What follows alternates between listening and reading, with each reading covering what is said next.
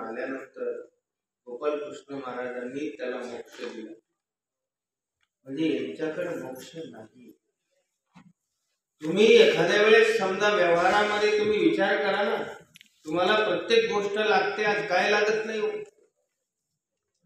पदयात्रेला यायचं म्हणल्यावर तुम्हाला दात ब्रश घ्यावा लागतो, पेस्ट घ्यावं लागते, साबण घ्यावं लागतं, तेल घ्यावं लागतं, आणखीन काही कोणाला पावडर घ्यावं लागतं, फेरनलवणी घ्यावी लागते, वेगळे वेगळे आहेत ना आपले, घ्यावं लागतं की. तुम्ही सोनाराच्या दुकानात गेल्यावर दात घासायचं पेस्ट द्या म्हणजे काही लोक पदयात्रेला घरी इस्त्री करून दाढी बिडी करून समजा फ्रेश कटिंग बिटिंग करून, तुम्ही डॉक्टरकडे गेले दाढी करून म्हटलं देईल का तो? अरे ज्याच्याकडे जे आहे तो देईल ना. चांभाराकडे गेले त्याला म्हटले मला सलाईन लावून दे, देईल का तो? म्हणून ज्याच्याकडे जे आहे ते त्याच्याकडे मागा. म्हणून ह्या देवता आहे, देवता होती परी परमेश्वर नव्हती. आणि परमेश्वर कसा आहे, कर्तुम अकर्तुम अन्यथा करतो, काहीही करू शकतो. आणि जे मागायचे ते तुम्ही यांच्याकडे मागा ना. आणि मागण्यामध्ये सुद्धा खूप मोठा फरक आहे. जे तर किती देवाला जायचं, नारळ बांधायची, विडा घ्यायचा, 11 रुपये ठेवायचे, लग्न होऊ दे, नोकरी लागू दे, पोरगा होऊ दे, पोरगी होऊ दे, ह्या गोष्टी मागायच्या ना. मागायचं काय राहिलं? जे शाश्वत सुख आहे, निरंतर टिकणारं सुख आहे ते मागा. कनाशीच्या ब्राह्मणाला देव 3दा म्हटले की अरे हे सगळं कर्मवश तुला भेटणारच आहे, आणखी काहीतरी माग. नाजी मज हेची व्हावे, मला हेच पाहिजे. देवाने तथास्तु म्हटलं, सगळं भेटलं. झाला का उद्धार? ह्या गोष्टी मागून मागून किती दिवस आणि किती दिवस पुरणार आहे? म्हणून याच्यासाठी खऱ्या अर्थानं आपण डोळस भक्ती करणं फार गरजेचं.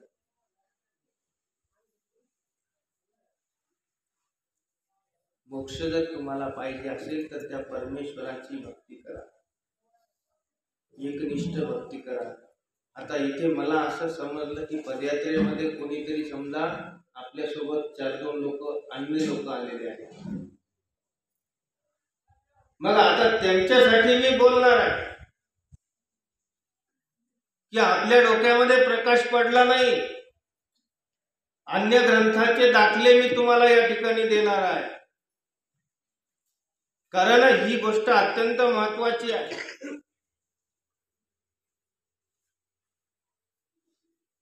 ती एकवटुनी जे क्षणी अनुसरले गा माझे वाणी, मग तया तेव्हा तयाची चिंतावनी मजची पडली. ज्ञानेश्वरीतली बोल. एक वटुनी जे क्षणी, फक्त एकाग्र होऊन जेव्हा तुम्ही भक्ती करसाल तेव्हा तयाची चिंतावनी मजची पडली. ही एकनिष्ठता. अन्य ग्रंथामध्ये सांगितलेलं आहे, तैशी नाना देवता साधने, अंतरे बाह्य भजने, परी मोक्ष तो ईश्वर ज्ञाने वांचून नाही. काय सांगितलं? तैशी नाना देवता साधने. नाना देवता साधने म्हणजे ह्या देवाला, त्या देवाला, त्या देवाला, त्या देवाला. अंतरे बाह्य भजने, अंतर्याग बहिर्याग भाव साधन, नाना पुण्य अनंत वृत्ताधिक उपवास तपास एकादशी करून परमेश्वर प्राप्त होत नाही. परी मोक्ष तो ईश्वर ज्ञाने वांचून नाही. जर तुम्हाला मोक्ष पाहिजे आहे खरोखर तर ईश्वराच्या ज्ञानाशिवाय नाही. कोणी सांगितलं? एक डॉक्टर होता, मुंबईला राहत होता. त्याचा भाऊ खेड्यामध्ये राहणार. भावाच्या भेटीला निघाला आणि मुंबईला गेल्यानंतर यानं कधी मुंबईच बघितली. रेल्वेचा प्रवास, टॅक्सीचा प्रवास, रिक्षा, ओला, उबेर, गेला पोहोचला. ते डॉक्टर होता. रविवारचा दिवस, सुट्टीचा दिवस. मग आता तिथे सकाळी 10 वाजता गेला, धावपळ करत करत गेला. डॉक्टर साहेब कुठे देवाची भक्ती करताय. अर्धा तास झाला, आले नाही की आता दुसऱ्या देवाची भक्ती करतात. पुन्हा अर्धा तास झाला, तिसऱ्या देवाची भक्ती करायला लागलो. याला वाटलं मग आता बसल्या जागी काय करावं. हे डॉक्टर या देवाची त्या देवाची भक्ती करू लागला. यानं तिथलं पावडं घेतलं, कुदळ घेतली, तिथं समोरच्या गार्डन मध्ये बसला खड्डे करीत. संध्याकाळचे 5 वाजले. डॉक्टर खाली आले आणि खाली आल्याबरोबर बघितलं की या आपल्या समोरच्या गार्डन मध्ये 2-2 फुटाचे खड्डेच खड्डे झाले.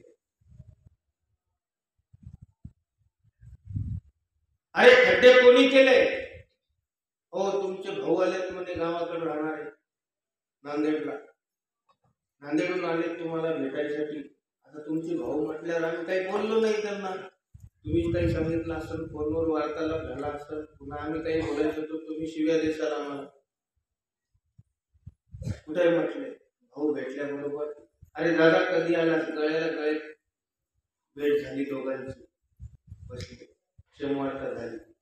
आणि तो डॉक्टर असलेला हुशार शिकलेला माणूस त्या भावाला विचारतो की अरे दादा, हे गार्डन आहे आणि या गार्डन मध्ये समोर एक खड्डे कशासाठी केलेस तू? त्या भावाने सांगितलं, मला तहान लागली होती आणि पाणी प्यायचं, आणि पाणी पिण्यासाठी काय करावं इकडे तिकडे दिसले नाही. 2 फुटाचा खड्डा केला, पाणी काही लागलंच नाही. परत 2 फुटाचा खड्डा केला, तरी पाणी लागलं नाही. त्यानं बघता बघता संपूर्ण त्या गार्डन मध्ये पूर्ण 2-2 खड्ड्याची सगळी चाळणीच केली. तो डॉक्टर हसला, अरे दादा, 2-2 फुटाचे खड्डे केल्याने तुला पाणी कसं लागेल? तुला जर पाणीच पाहिजे असतं, पाणीच प्यायचं असतं किंवा पाणी काढायचं असतं, तर एकच खड्डा 100 फुटाचा खोदला असताना तर निश्चित पाणी लागलं असतं. 2-2 फुटाच्या खड्ड्याने तुला की जिंदगी गेली तरी पाणी कधी लागणार नाही.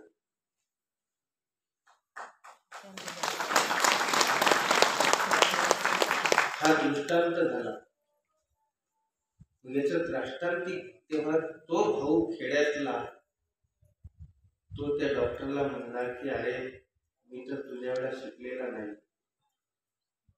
माझं शिक्षण झालेलं नाहीये, मी अडाणी आहे, पण तुला मला हे सांगायचं होतं, पण माझ्या शब्दामध्ये तेवढी ताकद नव्हती, म्हणून मला कृतीने तुला सांगावं लागलं की जसं तू मला सांगितलं जर 2-2 फुटाचे खड्डे खोदल्यावर पाणी लागणार नाही, एकच खड्डा 100 फुटाचा खोदायचा, तसं दादा तू जर समजा या देवाला त्या देवाला त्या देवाला पूजत बसला, 2-2 फुटाचे खड्डे करत बसला, तर कोणताच देव तुला धावून येणार नाही, कोणताच देव मिळणार नाही.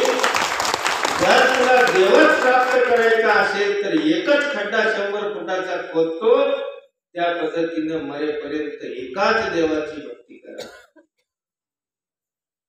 तरच तो देव प्राप्त होईल. तुमच्या कामावर गडी असतात ना, कोणाच्या कामावर 25 वर्ष 40 वर्ष 50 वर्ष, आणि एकनिष्ठतेने तुमची सेवा केलेली आहे. अर्ध्या रात्री त्याला काम पडू द्यावं, त्यानं जर 5,000 मागितले तर तुम्ही 10,000चं बंडल फेकता. दवाखान्याचे काम नाही लागले तर अजून सांग. आणि माझ्यासारखा एखादा काम चुका 2 महिने याच्याकडे 4 महिने याच्याकडे 8 दिवस त्याच्याकडे जातो, अर्ध काम करतो, करतच नाही. आणि त्या माणसानं जर 500 रुपये मागितले, नोटा खिशात दिसायला वरून सकाळी खर्चून टाकली. हो, त्याला जर फोन केला हा थोडा अर्धा तास अगोदर केला असता तर मी पाठवले असते, आत्ताच पाठवले म्हणते त्याला. कशामुळे? तिथं एकनिष्ठता, जीवनात एकनिष्ठतेचा फार महत्व. तुकाराम महाराजांनी 4,500 ग्रंथ लिहिले आणि 4,500 ग्रंथ लिहिल्यानंतर ते सांगतात की आपुला तो एक देव करुणी घ्यावा, ते नेविन जीवा सुख नव्हे. कोणी सांगितलंय? अरे एक देव करून घ्या कोणता तरी, त्याच्याशिवाय सुख तुम्हाला भेटणारच नाही. ही काळ्या दगडावरची रेष आहे. मग आपल्या डोक्यामध्ये प्रकाश का पडत नाही? व्यासांनी सगळं हे सगळे ग्रंथ व्यासांनी लिहिलेले आहेत. व्यासोच्छिष्टम जगत सर्वम, हे सगळं जग व्यासांचं गोष्ट आहे. ते व्यास त्या ठिकाणी म्हणतात कृष्णात परम किमपि तत्त्वमहं न जाने. या कृष्णावर कितीतरी ग्रंथ लिहिलेले आहेत, पण या भगवान गोपाल कृष्ण महाराजांचं जे काही चरित्र आहे, जे तत्वज्ञान आहे, हे तत्वज्ञान मला सुद्धा कळालेलं नाही, माझ्या बुद्धीच्या पलीकडे आहे. आमचे वसमतचे बालकृष्ण कारले नावाचे खूप कवी क्षेत्रामध्ये कवी होऊन गेले आणि एकदम जबरदस्त भजन आहे. कैसी अगम्य लीला तुमची हो नंद लाला, मी काय वर्णू पामर, जिथे शेष तो ही श्रमला. कैसी अगम्य लीला. अरे ज्याला 1000 मुख असलेला शेष आहे, ज्या शेषावर शेष नारायण झोपलेला आहे, त्याला 1000 तोंड आहेत त्या नागाला. तो थकून गेलेला आहे, श्रमून गेलेला आहे. कशामुळे? या भगवान गोपाल कृष्णाचं वर्णन करता करता, पण तरी सुद्धा संपलं नाही. आणि या कृष्णाला कितीतरी लोकांनी नावबोट ठेवले. किती लोकांनी अरे हा गवळणीच्या चेष्टा करतो, फड्या करतो, कपडे लपून ठेवतो, हा माखन चोर आहे, काय काय नाही नाही ते या गोपाल कृष्ण भगवंताला लोकांनी बोललं. त्यांना एक प्रश्न विचारायचा आहे मला की अरे गवळणी सोबत खेळ क्रीडा केल्या, चेष्टा केले, कपडे लपवले, त्या भगवंताचं वय किती आहे सांगा. 4 ते 5 वर्षाचं वय आहे गोपाल कृष्ण महाराजांचं आणि त्या गोकुळामध्ये ते खेळत आहे. विचार करा, आज तुम्ही बघा एक 4-5 वर्षाचा मुलगा आपल्या पदयात्रेमधला स्त्री आहे, तो कुठेही भेटले की दंडोत व्हावा म्हणतो. असं वाटतं की त्याला जवळ घ्यावं, त्याची पप्पी घ्यावी आणि घेतो, जवळ घेतो. आपण कुठलंही लेकरू एखादं दिसायला सुंदर असलं आणि गोंडस असलं, कोणाचंही असू दे, आपल्या दुश्मनाचं का असेल, आपण चांगलं असलं ना लहान लेकरू दिसायला निरागस असतं, त्याला माणूस जवळ घेतो. पण असं तुम्ही कोणीतरी एखाद्याने अनुभव घेतला की 80-90 वर्षाचा म्हातारा आहे, बाबा या जवळ एक पप्पी द्या, किंवा 80-90 वर्षाची एखादी म्हातारी आहे, तुम्ही जवळ गेले, खेळवलं, पप्पी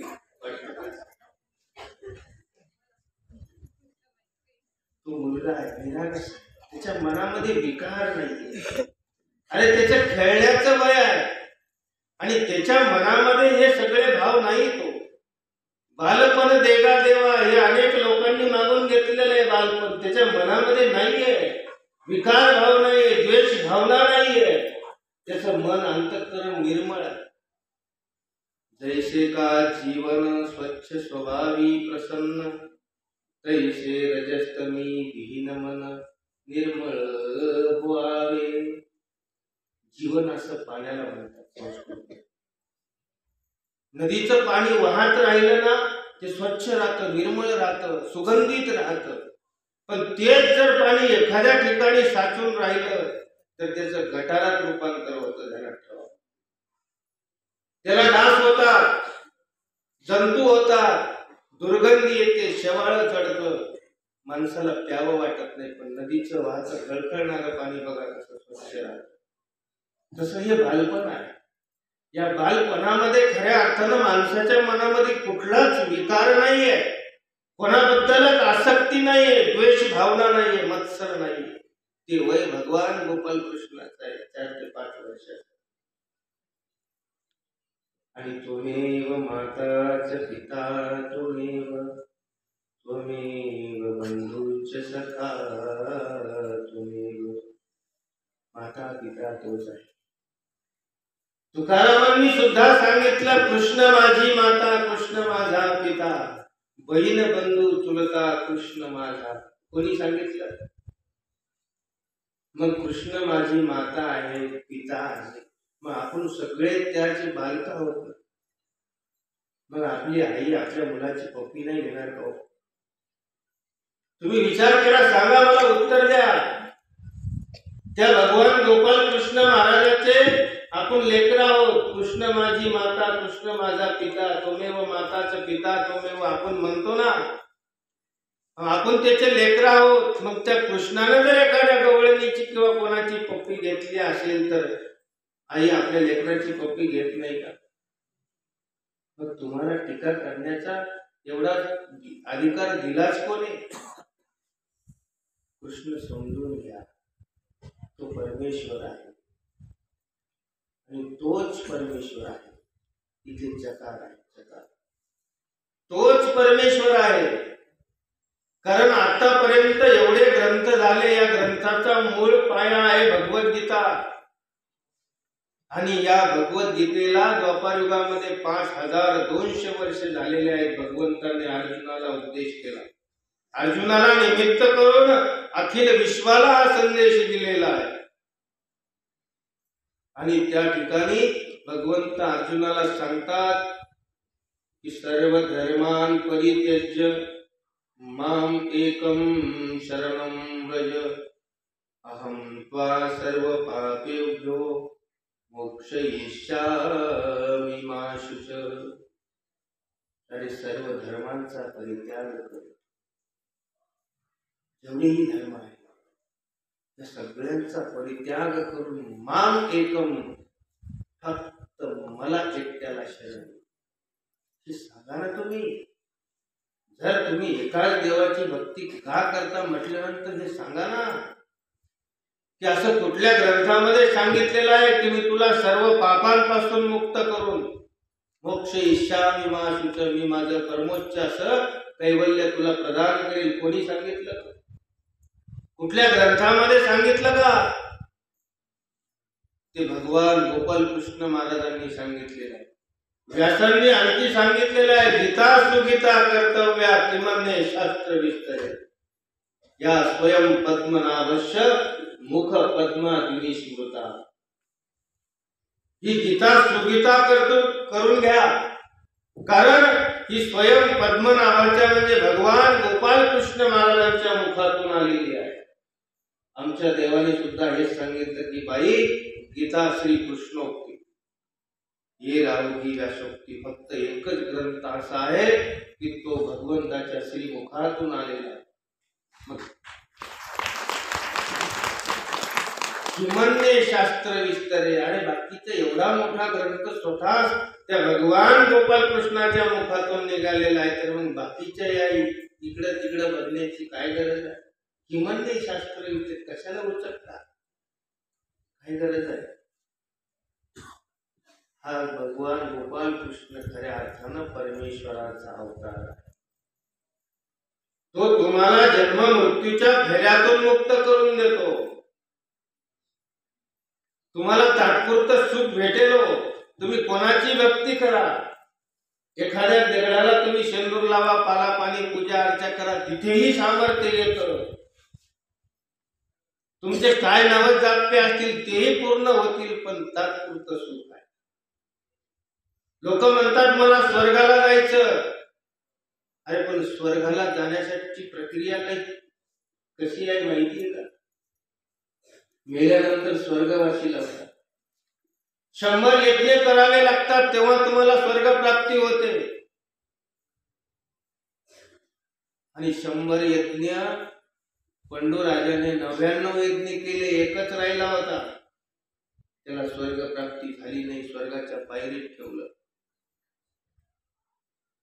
मग आपण करतो का 100 कोणी केले एखाद्याने हातवरी करावं.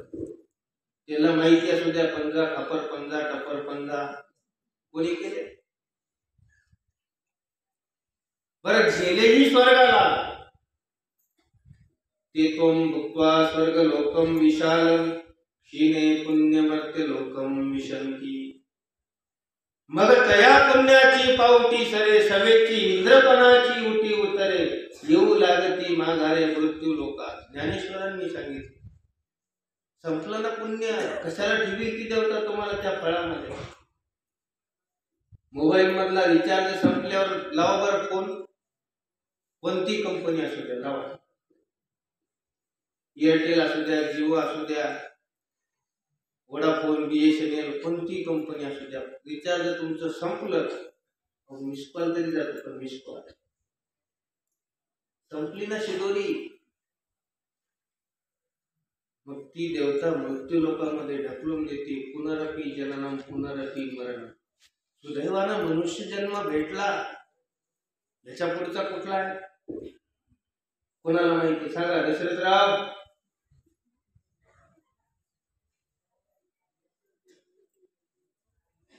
याच्या पुढचा जन्म कुठला आहे कोणाला माहिती आहे. हा मागचे सांगा कुठं.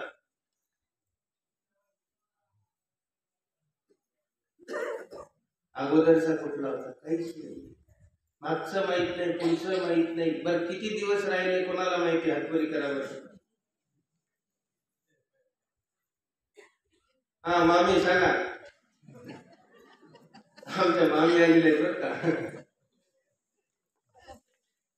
काहीच माहित नाही. मग आपल्याला जर हे माहित नाही, ते माहित नाही, काहीच माहित नाही, गर्व कशाचा करता. कशाचा गर्व आहे. स्वनिर्मित असं काय आहे या जगाच्या पाठीवर, तुमचं काय आहे.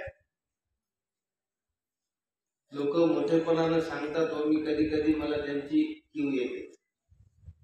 मी 50,000 रुपये दिले देवाला. तो छाती ठोकून सांगतो मी दिले 10,000 रुपये देवाला.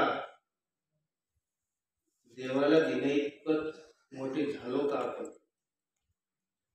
कोण झालं मोठं. अरे देवाने सांगितलं की मरमर स्वच्छ जीवा तुझे काही असेल मग काही देशी. साधे हो कवनाते काही असेल हे सकळही देवाचे. मा देव देते आपुले. अरे हे देह सुद्धा देवाने तुम्हाला दिलेला आहे. याचा विचार करा की मनुष्य जन्म भेटलेला आहे ना, याची किंमत तुम्हाला माहिती नाहीये.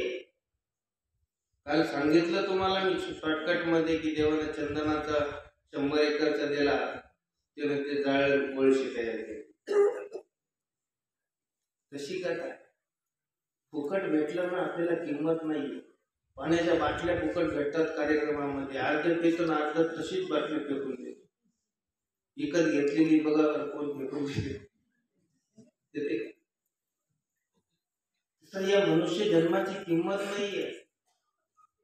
मुंबईला ऑपरेशन झालं, ऑपरेशन झाल्यावर 10 लाख रुपये बिल आलं. बिल आल्यानंतर ती बिलाची चिठ्ठी हातामध्ये घेतली, तो धडधसा रडू लागला.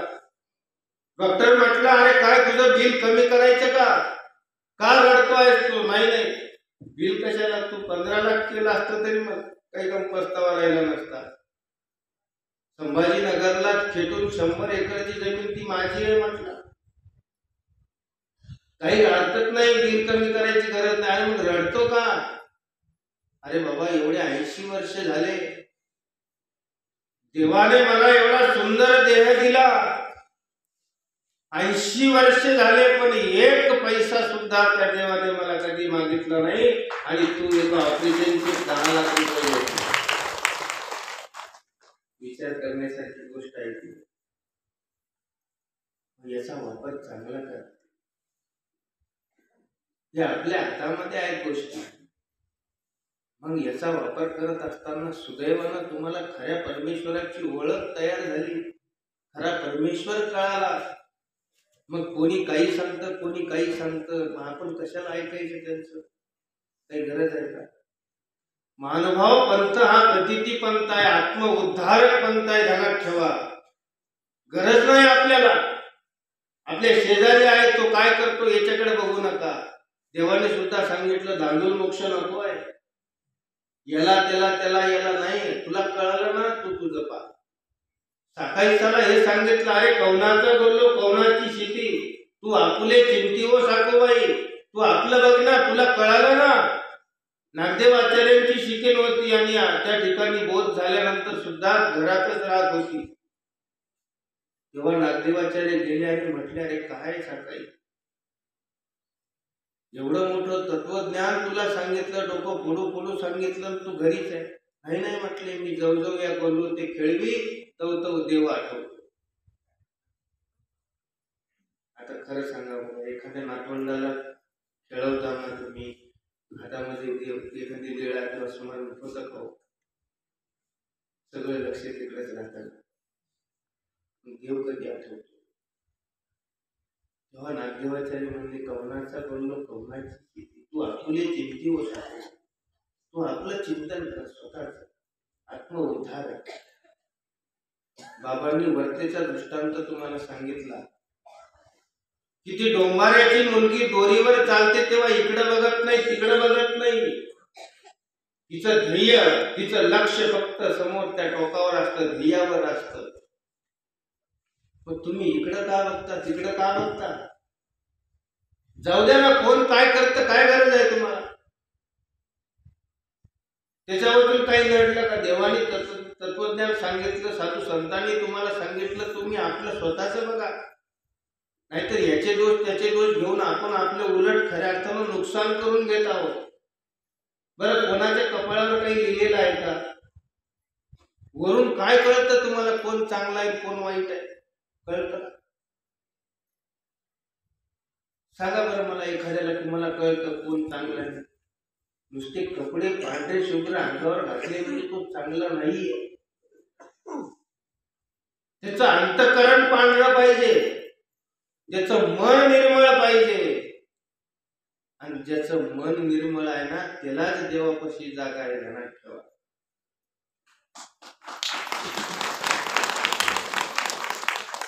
एक मुलगी आपल्या बापासोबत दररोज मंदिरात जायची आणि मंदिरात गेल्यानंतर आपल्या बापाला घरानं सांगायचं, भावा बघा ना, जे मंदिरातले साधू ना कोणी मोबाईल बघते, कोणी झोपलेलेच आहे, कोणी गप्पा मारताय. काही ना काहीतरी दररोज सांगायची. तो बाप ऐकायचा, घरी घ्यायचा. बरेच दिवस झाले हाच कार्यक्रम चालू होता. पण एक दिवस त्या बापाने ठरवलं की आता हिला सांगायचं, पण असं नाही, आपल्या पद्धतीने सांगायचं.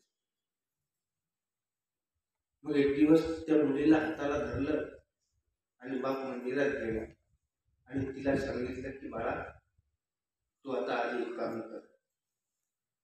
एक पाण्यानं भरलेली तत्स एकदम काठोकाठ पाणी आहे त्या वाटीमध्ये, ती वाटी मुलीच्या हातावर दिली आणि मुलीला सांगितलं की आज तू या मंदिराला 5 प्रदक्षिणा घालायच्या, पण एक गोष्ट ध्यानात ठेव, म्हटले की या वाटीतल्या पाण्याचा एकही थेंब खाली सांडणार नाही. त्या मुलीने हातावर वाटी घेतली आणि प्रदक्षिणा घालायला सुरुवात केली. 1 झाली, 2 झाल्या, 5 प्रदक्षिणा घातल्या आणि मंदिराच्या बाहेर बाप उभा होता. त्या बापाजवळ कुतूहलानं आली आणि बघा ना पप्पा, बघा 5 प्रदक्षिणा घातल्या, वाटेतला एकही थेंब खाली सांडला नाही. त्या बापानं विचारलं, थोडेसे पुढे गेल्यानंतर बापाने विचारलं, बाळा आज मंदिरात कोण कोण काय काय करत होत? कोणता साधू झोपलेला होता? कोण मोबाईल बघत होत? कोण गप्पा मारत होत? त्या मुलीने सांगितलं, पप्पा आज मात्र माझं लक्ष कोणाकडेच नव्हतं. आज माझं सारं लक्ष या वाटीकडे होतं आणि या पाण्याकडे होतं. आज मला कोणालाच बघता आलं नाही आणि कोण काय करत होतं याकडे मी लक्ष सुद्धा दिलं नाही. मग पप्पांनी त्याला सांगितलं की बाळा, तू मंदिरात रोज जाते कशासाठी? देवासाठी. तुझं सारं लक्ष कुठे पाहिजे? देवा कशाला इकडे तिकडे बघते तू? बरं त्याच्या वाचून काही घडलं का? काही गरज आहे का आपल्याला? तेव्हा त्या मुलीच्या लक्षात गोष्ट आली. ही गोष्ट तर खरी आहे. आपण विनाकारण आपल्या डोक्याला ताण का करून घ्यायचा? कशाचा ताण तुम्ही डोक्याला घेणार आहे? तुम्ही ठेका घेतलेला आहे का सगळ्या जगाचा किंवा याचा? काही गरज आहे? लोक इतके विचित्र आहेत, विचारतात बाबा सगळ्यांनी दीक्षा घेतल्यावर तुम्हाला वाढवलं हो. त्याच्या बुद्धिमत्तेची खरंच कीव येते. काय विचार आहेत ते बघा ना. सगळे असं होईल का कधी? अरे दीक्षा होत कोणी घेत नाही ना, कोणाला दिल्या जात नाही, कोणी घेत पण नाहीये, ती होत असते. आता ही सगळी मंडळी आहे, पहिले यांच्या कपाळावर शिक्का होता काही साधू होणार, महेंद्र मुनी बाबा हे साधू होत काही? विचार करा बरं. तुम्ही बोलताना एखाद्या साधू संतांबद्दल बोलताना ही कोणाचे तरी मुलं आहेत, यांनाही जन्म दिलेला आहे, शेवटी ही जीव आहेत का नाही? मग तुम्हाला जर एवढं वाटत असेल, कधी कधी मागे मी हा व्हिडिओ बघितला होता देवकीनंदन ठाकूर यांचा.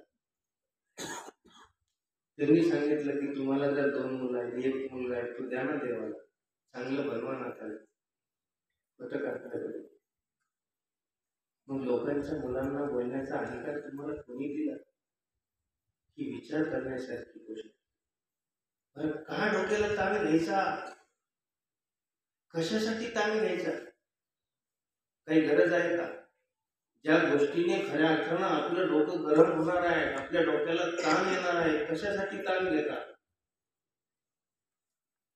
म्हणून या ठिकाणी ही अत्यंत महत्वाची गोष्ट आहे की बहिर्यागावर जाऊ नका. तुमच्या मनामध्ये जर एखाद्या चांगल्या साधू संतांबद्दल किंवा एखाद्या वासनिकाबद्दल जर खऱ्या अर्थानं विपरीत कल्पना आली आणि तुम्ही त्याच्यापासून दूर निघून गेलात, तर देवाला सुद्धा या गोष्टी मान्य नाही.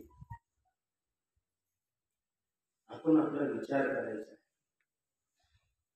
आणि विचारामुळेच खऱ्या अर्थानं आपण विचार करत नाही. नुसती कीर्तन प्रवचन ऐकल्यानं माणूस हुशार नाही होत, पण ते अंतःकरणामध्ये उतरवा. आणि आजच्या या पिढीला या खऱ्या अर्थानं या गोष्टीची फार गरज आहे. लोक म्हणतात बाबा उन्हाळ्याच्या सुट्टीमध्ये आश्रमात ठेवून गेला, चांगलं घडवा, चांगलं घडवा. आणि महिन्यात घडत जाते. तुमची घरी त्याला थिएटर मारताना तुम्हाला बघितलंय मी, तर मंदिरात आल्यावर महिन्यात 2 महिन्यात घडत जातो. अरे घडवायचं नसतं त्याला, तुमचं चांगलं वागणं बघतो आणि तो घडत असतो. कधीच वाईट वळणाला लागणार नाही. ध्यानात ठेवा, तुमचा लहान मुलगा आहे ना, त्या वयामध्ये त्याला चांगले संस्कार द्या. आणि याच्याही पेक्षा गर्भामध्ये असताना ना स्वतः तुम्ही बघा, हे मोबाईल वापरणं बंद करा, धार्मिक ग्रंथ वाचा, धार्मिक पुस्तकं वाचा. मरेपर्यंत तुमचा मुलगा वाईट व्यसनाला लागणार नाही. लिहून द्या. आपण तसं करत नाही. ही वास्तविकता आहे, सत्यता. आणि ह्या गोष्टीमुळेच खऱ्या अर्थानं आपण देवापासून दूर होत चाललो. मग देव जर प्राप्त करायचा असेल तर आपल्याला खऱ्या अर्थानं त्या एका परमेश्वराची भक्ती करायची, खऱ्या परमेश्वराची भक्ती करायची. मग अन्य शास्त्रामध्ये सांगितलं, आकाशात पतितं तोयम सागरात प्रतिगच्छति, सर्व देवा नमस्कारात केशवम प्रतिगच्छति. हे मला मान्य नाहीये, पण अन्य लोक म्हणतात ना, किंवा जसं आकाशातून पडणारा धोधो पाऊस नदी नाल्यांना महापूर येऊन सागराला जाऊन मिळतो, तसं तुम्ही कुठल्याही देवाला नमस्कार करा, केशवम प्रतिगच्छति, भगवान गोपाल कृष्णाला जाऊन मिळतो. मग त्या लोकांना मला हेच विचारायचंय, हेच सांगायचं आहे की बाबा कोणालाही नमस्कार केला तर गोपाल कृष्णाला, यांना केला गोपाल कृष्णाला, त्यांना केला गोपाल कृष्णाला, त्यांना केला गोपाल कृष्णाला. इथून तिथं जायचं, नमस्कार करायचा, तुमचा तिथं पोहोच. इथून तिथं जायचं, त्याला नमस्कार करायचा, तिथं पोहोचत. आणि समृद्धीसारखी महामार्ग निघाले, सरळच आहे, त्याला वळण नाही. ताट समोर ठेवलेला आहे, सरळ घास खायचा. एखादा म्हणला नाही असं कोण, इकडून तिकडं जाण्यापेक्षा सरळच त्याला नमस्कार करा. वळण नाही, त्याच्यामध्ये काहीच नाही, मोटरसायकल नाही, कुत्र नाही, मांजर नाही, काहीच नाही. सरळ 120च्या स्पीडनं तुम्ही 6 तासाचा प्रवास 3 तासात व्हायला लागला. मग आफ्टर इथून बी समजा सरळ निघाले तर नांदेडला कोणीतरी खेड्यापाड्याला इथून तिथून जाणारच आहे. सरळ हायवे आहे ना. इथून बीडला जा, बीडवरून परळी, गंगाखेड, लोहा, नांदेड सरळ. नाही खेड्यातूनच जातो म्हटले आमच्या दशरथराव काय सांगा.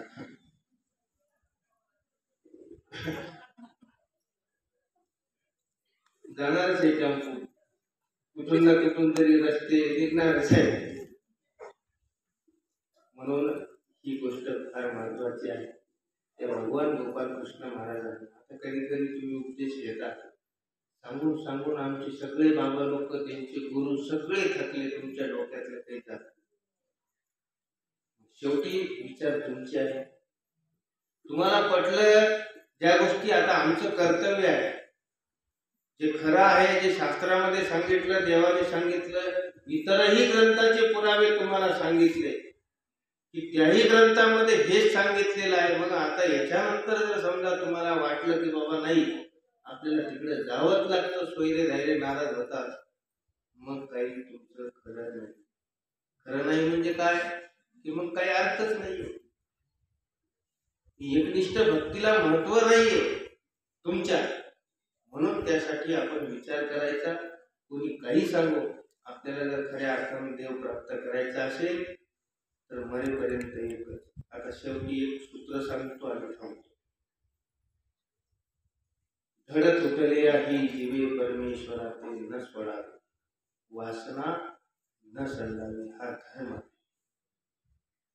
मुंगळा आहे, तुम्हाला चावला, तुम्ही बघा कोणाला कोणाला चावलेला आहे. आणि चावल्यानंतर एकदम अचानक कळतं, आग होती आणि तुम्ही त्याला थोडस बाजूला करता, निघत नाही, जोरात बाजूला काढता, ओढून काढता, त्याचं धड वेगळं होतं, पण धरलेली पकड सोडतो का तो? तसा आपला धर्म आहे. आपण एकदा धारण केलं ना, एक धार येते तर धर्म. म्हणून धर्म, जो धारण केलेला धर्म आहे ना, त्या धर्माला एकदा तुम्ही त्या परमेश्वराला खऱ्या अर्थानं शरण निघाला, तुमचं धड जरी वेगळं झालं, एखाद्याने ₹1,00,000 जरी दिले तुम्हाला, तरी सुद्धा तुम्ही धरलेल्या जी पकड आहे ती सोडायची नाही, तरच तो तुमचा खरा धर्म आहे. म्हणूनच जर तुम्ही ही गोष्ट ध्यानात ठेवली, आचरणात आणली, तर येणारी पिढी सुद्धा निश्चितपणाने घडल्याशिवाय राहणार नाही.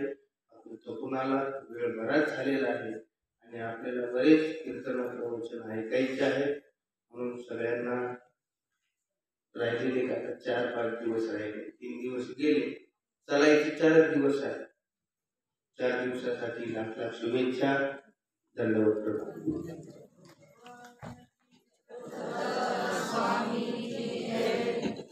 धन्यवाद. अत्यंत सुंदर असं व्याख्यान शास्त्रीजींनी सांगितलेलं आहे. असंच आपण रोज पदयात्रेद्वारा असंच रोज प्रवचन असो, लीळा असो ऐकत जावे व आपल्या जीवनामध्ये काहीतरी उतरून घ्यावं हीच विनंती. धन्यवाद. प्रणाम. नागेश 9 वाजता आंघोळी करा. आंघोळी कुठं करतो बाहेर, माणसं बाहेर करतात.